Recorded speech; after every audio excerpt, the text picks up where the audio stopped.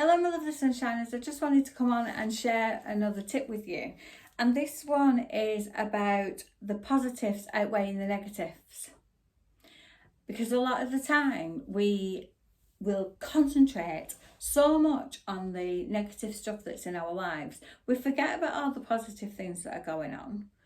And every one of us will know a negative Nancy and a negative Norman that are constantly in a state of complete negativity.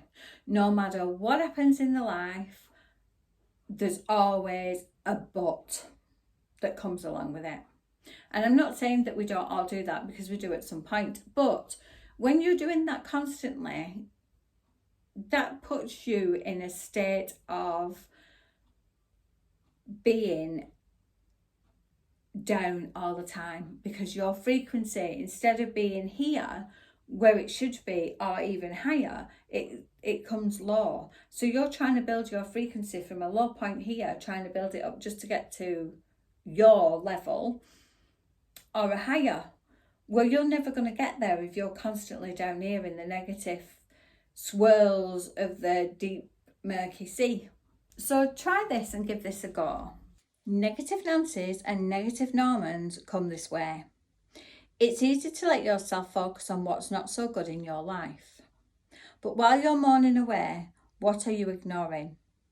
A natural negative bias means we get into a mindset of discouraging the positives. If that sounds like you, here is a way to make it count. Does that sound like you? Are you a negative Nancy or a negative Norman? Do you always see the bad side of everything? I'll give you an example actually. My mum used to come down to our house and she would bring with her clippings out of the paper. And there would always be negative clippings. Things like bacon gives you cancer. Paracetamol gives you headaches. Silly things like that she would get out of the newspaper, and she'd come and she'd be, oh, look at this, what I've seen in the paper, and she'd be all negative about it. And then she would worry herself silly about it. And she wouldn't have a bacon sandwich, or, she'd stop taking things or doing stuff just because she'd seen it in a newspaper and it was something negative. But if she saw something really pleasing in the paper, she wouldn't cut that out and bring that down, because negative things seem to absorb into her system more. And it was more that she could feed off this negativity. And I used to say to her, Mum, why do you keep bringing all this negative stuff? Why can't you bring something that was really happy out of the paper? And personally, I didn't read the newspaper. I don't watch the news, because 9 times out of 10, it's something negative that's on it anyway. But she'd just say, well, there's not really much in it, so I just thought I'd bring you this. But that kept her on a negative level all the time without her realising it. And I think a lot of the time we can do that, where we can constantly be in a state of negativity and don't realise that we're actually in that state. So this exercise should help with that problem. Number 1, note the nag. Just notice yourself complaining or judging, for example. Damn in the rain. When does that rain ever stop? It always starts when I'm on my way out. When you hear yourself saying these things, call yourself out on it.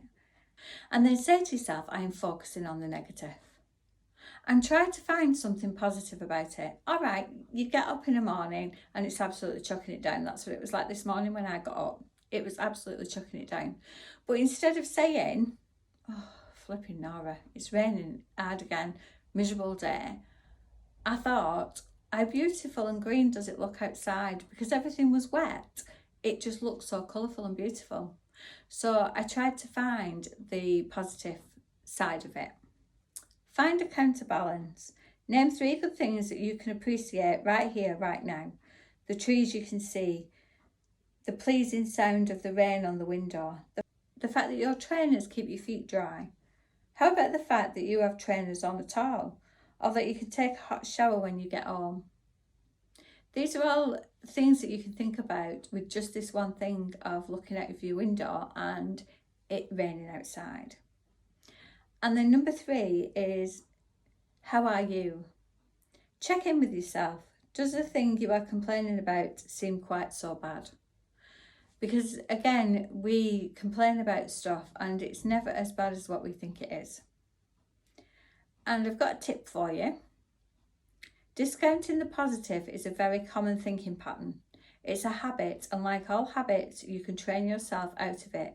It's not that you can never be negative, it's just that you don't want to be negative all the time, and you don't want it to be your default setting that discounts the positives in your life.